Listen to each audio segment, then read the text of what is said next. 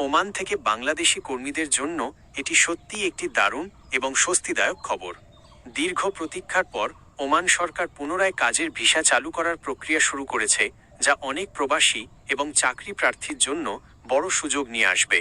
বর্তমান পরিস্থিতি এবং এই সুখবর সম্পর্কে কিছু গুরুত্বপূর্ণ তথ্য নিচে দেওয়া হলো। ওমান ভিসা সংক্রান্ত মূল আপডেট। ভিসা নিষেধাজ্ঞা শিথিল। দীর্ঘ কয়েক মাস বন্ধ থাকার পর ওমান সরকার নির্দিষ্ট কিছু ক্যাটাগরিতে, যেমন ফ্যামিলি ভিসা, ভিজিট ভিসা এবং নির্দিষ্ট পেশার কাজের ভিসা, নিষেধাজ্ঞা তুলে নেওয়ার ঘোষণা দিয়েছে। ঈদের আগে সম্ভাবনা।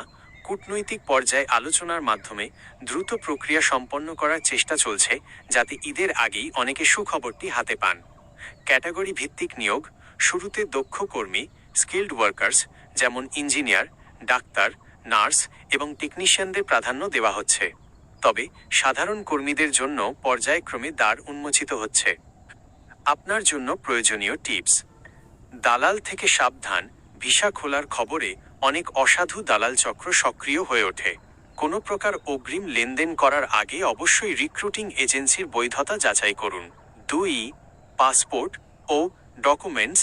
আপনার পাসপোর্টটির মেয়াদ অন্তত 6 মাস আছে কি না চেক করে নিন।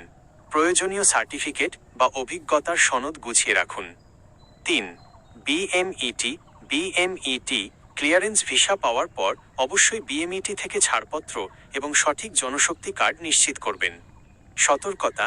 যদিও ওমান সরকার নীতিগতভাবে ভিসা চালুর কথা জানিয়েছে, তবে সব ক্যাটাগরির ভিসা এখনও আগের মতো পুরোপুরি গণহারে চালু হয়নি। তাই নির্ভরযোগ্য সংবাদ মাধ্যম বা ওমান দূতাবাসের অফিসিয়াল বিজ্ঞপ্তির দিকে নজর রাখা জরুরি।